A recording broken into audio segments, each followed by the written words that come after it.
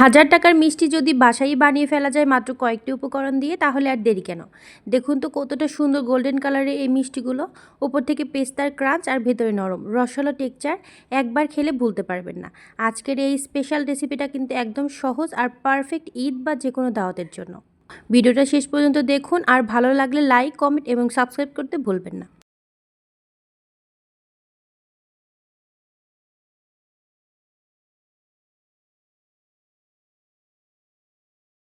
তো hello everyone, আসসালামু আলাইকুম। সকালে কেমন আছেন? আশা করি সকলে ভালো আছেন। আলহামদুলিল্লাহ আমি অনেক ভালো আছি।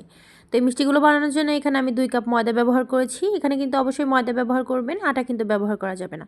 এরপর এখানে দিয়ে দিয়েছি সামান্য একটু লবণ। লবণ দিয়ে আমি সুন্দর করে এটা মিশিয়ে নেব। মিশিয়ে নিয়ে অল্প অল্প করে পানি দিয়ে আমি এই ডোটা করে নেব।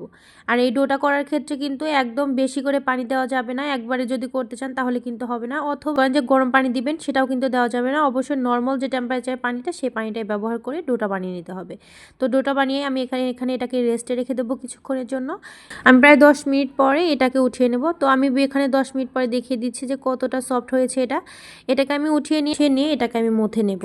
তারপরে এটাকে আমি এক ছুরির সাহায্যে ছোটো ছোটো করে পিস করে কেটে নেব যাতে একটা ছোট একটা রুটির আকার করে। এটা আপনাদের মানে কতটুকুন রুটি বেলবেন এটা একান্তই আপনাদের উপরে কথা। তো আমি এখানে ছোটো ছোটো করে কেটে নিয়ে আমি আগে ছোটো ছোটো করে রুটি বেলার শেপ দিয়ে নেব।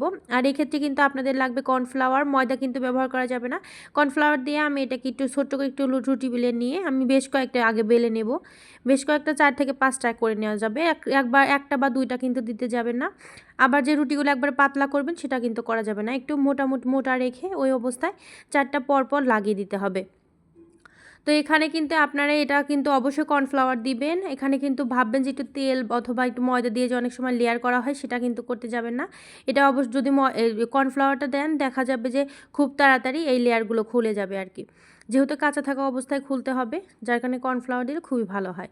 তো কর্নফ্লাওয়ার দিয়ে এটাকে যখন বেলবেন, দেখবেন যে প্রথম অবস্থায় দেখবেন খুলে খুলে আসতেছে। চেপে চেপে নেবেন হাত দিয়ে নিয়ে তারপর রুটি যেমন বেলে রোলার পিন দিয়ে, সেভাবে একটু করে বেলে নেবেন। তারপরে যখন বেলতে নেবেন দেখবেন যে অনেক অংশে দেখবেন মাঝে মাঝে খুলে আসতেছে। তো যারা আমার ভিডিও দেখেন তারা অবশ্যই একটা লাইক এবং একটা কমেন্ট করে দিবেন, এবং কে কে কোন জায়গা থেকে দেখছেন সেটাও অবশ্যই কমেন্ট করে জানাবেন। আর আমার ভিডিও যারা দেখেন অবশ্যই আমার চ্যানেলটা সাবস্ক্রাইব করে পাশেই থাকবেন। তো আমি দেখেন রুটিটা বেলার সময় কিন্তু খেয়াল রাখতে হবে যেন খুলে না যায়। খুলে গেলে কিন্তু পরে দেখা যাবে যে এক সাইড মোটা বা পাতলা হতে পারে। তো এইভাবে করে আমি রুটিটা আগে সুন্দর করে বেলে নেব। তো বেলে নেওয়ার পরে এটা বেলা হয়ে গিয়েছে। আর একটু বড় করব, সেটা আসলে দেখানো, ওই ক্যামেরা বন্ধ হওয়ার কারণে আমি দেখাতে পারিনি। তো এর মুহূর্তে আমি একটা প্লেটের উপরে বাটার গরম করে সেটাকে আমি প্লেটের উপর দিয়ে দিয়েছি। তো আপনারা এখানে ঘি বা সাদা তেল ব্যবহার করতে পারেন। দিয়ে সেটাকে যে আগে থেকে যে রুটিটা বেললাম সেই রুটিটা এরকম একটা লম্বা কিছু একটা নিবেন, যেটা একদম সরল হবে, একদম স্মুথ হবে আর কি, যেটা মসৃণ হবে, কোনো প্রকার উঁচু দোপা থাকবে না। ওইরকম একটা জিনিস, সেটা স্টিলের হতে পারে অথবা কোনো কাঠিও হতে পারে। তো আমি এখানে যে ওয়্যার ব্যবহার করেছি, প্লাস্টিকের ওয়্যার ব্যবহার করেছি। তো এক্ষেত্রে আপনার যে কোনো একটা লম্বা জিনিস ব্যবহার করে এরকম করে যখন রোল করে নেবেন, দেখবেন খুব সহজেই উপরে যে লেয়ারগুলো সেগুলো উঠে আসে আর কি। তো লেয়ার করার পরে এই মুহূর্তে আমি এখানে ভিতরে কোনো প্রকার বাদাম ব্যবহার করিনি, শুরুর প্রথমটা। আমি পরেরগুলোকে আবার পরে বানিয়ে দেখাবো। তো এটাকে আমি দেখেন যেভাবে করে ঘুচিয়ে নিতে হবে। হাত দিয়ে দেখবেন চাপ দিলে খুব সুন্দর করে ঘুচে আসতেছে। এটা দেখবেন যে ও কষ্টের কোনো কিছুই না। আবার দেখবেন খুব সুন্দর খুলে আসতেছে, একদম লেগে যায় না। তো দেখেন এইভাবে করে মুখটা লাগিয়ে দিয়ে আমি আপনাদের দেখিয়ে দিচ্ছি যে কতটা সুন্দর হয়েছে। এটা যখন বেক করবেন, এটা আসলে আমি আজকে কিন্তু কোনো প্রকার ওভেনে বেক করব না, চুলায় বেক করব এটা। দেখেন, তো এটা যদি ওভেনে বেক করেন আরও বেশি সুন্দর হয়, আরও বেশি মানে ক্রাঞ্চি হয় আর কি। তো এইভাবে করে আমি আরও একটা ফুলের মতো করে নেব। একটা আপনারা চাইলে লম্বাও রাখতে পারেন, তবে ফুলটা দিলে, এই ফুলটা দেওয়ার ক্ষেত্রে কিন্তু আরেকটা জিনিস আমি বলার কথা ভুলে গিয়েছি। এখানে কিন্তু সামান্য একটু হালকা একটু পানি দিয়ে জোড়া লাগিয়ে নেবেন। তো এরপরে আমি আরেকটা বানিয়ে নেব, যেটা অথেন্টিক যে এটার রেসিপি, সেটা কিন্তু অবশ্যই ভিতরে পেস্তা দেওয়া হয়। তো আমি পেস্তা বাদাম দিয়েও আপনাদের একটা ভিডিও দেখাবো। তো পেস্তা বাদাম দিয়ে আমি সুন্দর করে সেমভাবেই ঘুরিয়ে ঘুরিয়ে নেব। তো এখানে আপনারা চাইলে যে কোনো বাঙালি হিসেবে যে কোনো বাদাম ব্যবহার করতে পারেন, তবে আমি অথেন্টিক রাখার জন্য এটার সাথে আমি পেস্তাই ব্যবহার করেছি। তো এভাবে করে আমি এটাকে ঘুরিয়ে নেব।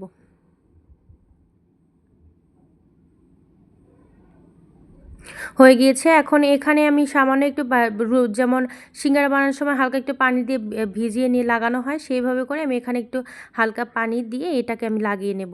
এটা লাগিয়ে নেওয়ার পরে দেখা যাবে যে একটু হালকা একটু রোল করে নিয়ে তারপর একটু হালকা হালকা হালকা হাতে চাপ দিলে দেখবেন যে খুব সুন্দর করে ঘুচে আসতেছে আর কি। তো আপনার বাসায় অবশ্যই এরকম করে ট্রাই করে দেখবেন। এবার ঈদ আসতেছে বা যে কোনো দাওয়াতে অনুষ্ঠানে মেহমানদের নতুন কোনো রেসিপি উপহার দিতে চাইলে এই রেসিপিটা আপনারা করতে পারেন।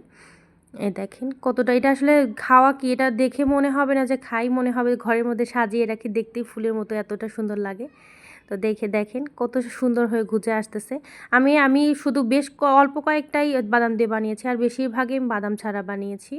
দেখেন, তো এইভাবে করে আমি একে একে সবগুলো বানিয়ে নেব। তো এখানে আগে এক প্লেটের মধ্যে যে আগে ব্রাশ করে রাখলাম বাটার, সেটার মধ্যে দিয়ে দেবো। এটাকে চেষ্টা করবেন একটু তেলটা একটু বেশি ব্যবহার করা বা বাটারটা একটু বেশি ব্যবহার করা। তো এখানে আমি কড়াইয়ের মধ্যে লবণ দিয়ে সে প্লেটটা দিয়ে এটাকে বেক করে নিয়েছি একদম ধিমে আছে। আর মাঝখানে একবার ঘুরিয়ে দিয়েছিলাম, ক্যামেরা বন্ধ হওয়ার কারণে আমি এটা দেখাতে পারিনি। তো দেখেন এখানে এটা কিন্তু টোটালি মধুতে যে অথেন্টিক রেসিপিটা, সেটা কিন্তু মধু দিয়ে সার্ভ করতে হয়। এটা আপনার যদি মধু না থাকে বাসায়, সেক্ষেত্রে চিনি শিরা করে ঘন করে শিরা করে সেটাও ব্যবহার করতে পারেন। তো আমি আপনাদের দেখিয়ে দিচ্ছি যে কতটা সুন্দর হয়েছে। আমি এটা আপনাদের ভেঙেও দেখাবো যে কতটা ক্রাঞ্চি হয়েছে এটা আর কি। বাসায় অবশ্যই এরকম করে ট্রাই করবেন।